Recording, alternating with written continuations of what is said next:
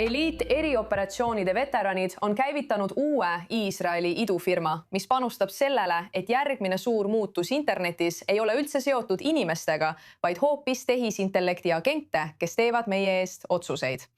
Laimi on just kogunud $10 miljonit, et luua tööriistu selle jaoks, mida nad nimetavad agentic webiks, jälgides, kuidas tehisintellekti süsteemid sirvivad, tõlgendavad ja lõpuks valivad, milliseid tooteid ja teenuseid soovitada.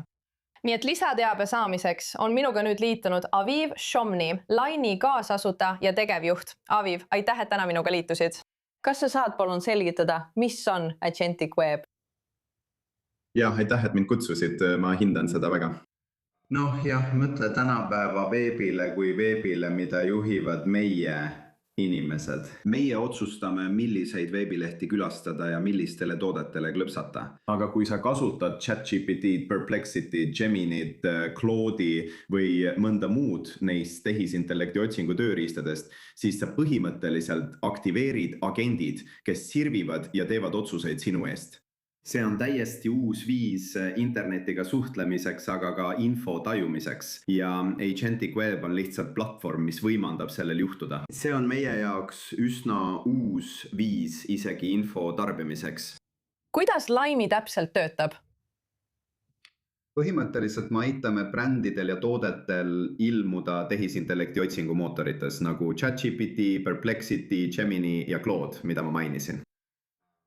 Me tagame, et meie klientide digitaalsed varad, nagu nende veebileht, Reddit ja kõik kohad, kus nad sisu loovad, oleksid kõige atraktiivsemad allikad. Nende tehisintellekti otsingumootorite nagu ChatGPT, Perplexity ja Gemini silmis. Oletame näiteks, et tegemist on jooksujalatsid ettevõttega. Iga kord, kui keegi otsib parimaid jooksujalatseid, tagame, et nad ilmuksid otsingu tulemustes.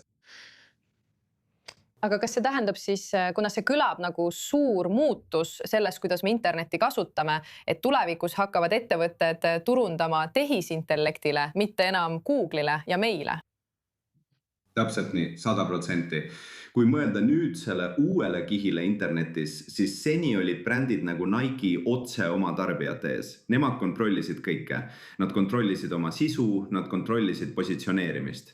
Täna on olemas uus kiht. Seda kihti nimetatakse tehisintellekti agentideks. Nemad teevad otsuse, kas kuvada punased jooksutossud, sinised jooksutossud, kas kuvada Nike, Saucony või Asics'it või mõnda muud toodet.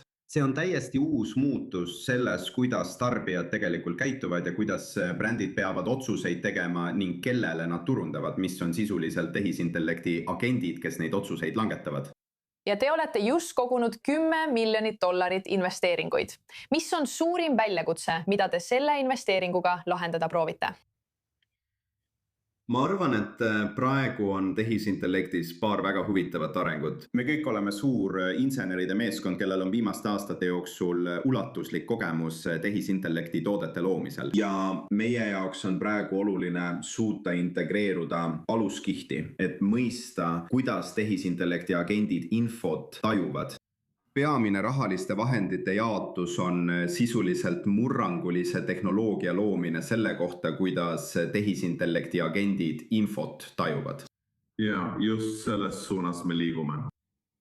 Soovime teile kogu i24 News Englishi poolt palju edu. Loomulikult Aviv Shomni, Laimi kaasasutaja ja tegevjuht. Aitäh, et täna meiega liitusite.